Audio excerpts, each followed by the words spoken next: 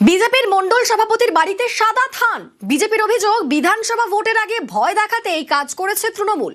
যদিও তৃণমূল তা মানতে নারাজ। আর এ নিয়ে হাওয়া গরম বীরভূমের নানুরে। পুরনো কৌশল, সেই কৌশলের হাত বদল। বাম আমলে সাদা থান পাঠিয়ে হুমকি দেওয়ার চাঞ্চল্যকর অভিযোগ উঠত। এবার বিধানসভা ভোটের আগে সেই পুরনো কৌশল। বীরভূমের নানুর, এখানকার বাসাপাড়ায় রামকৃষ্ণ মণ্ডলের বাড়ি। তিনি বিজেপির মণ্ডল সভাপতি। তার দাবি, বুধবার সকালে দেখেন বাড়ির গেটে ঝোলানো ব্যাগে সাদা থান, সঙ্গে ধূপ, মিষ্টি, মালা। বিজেপির দাবি, এ কাজ তৃণমূলের। থান পাঠিয়ে হুমকি দিচ্ছে। হয়তো কোনো সন্ত্রাসী পরিকল্পনা বা আমাকে মারার হুমকি, যে বিজেপি যাতে না করি সেই কারণে হতে পারে।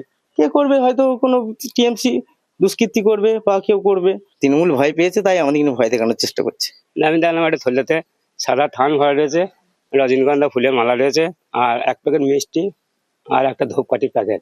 কি কারণ নেবে, কারণটা তো বলতে পারছি না। রাত্রেবেলা দিয়েছে, কে দিয়েছে না দিয়েছে সেটাও বলতে পারছি না। ভয় তো লাগছে, আতঙ্কে আছি।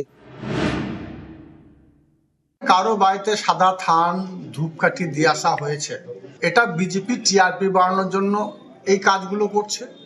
যে 26-এ নির্বাচন লড়াই করবে, লড়াই করার জন্য তাদের হাতে কোনো হাতিয়ার নেই। তাদের একটাই হাতিয়ার, একটাই অস্ত্র, সেটা হচ্ছে ধর্ম।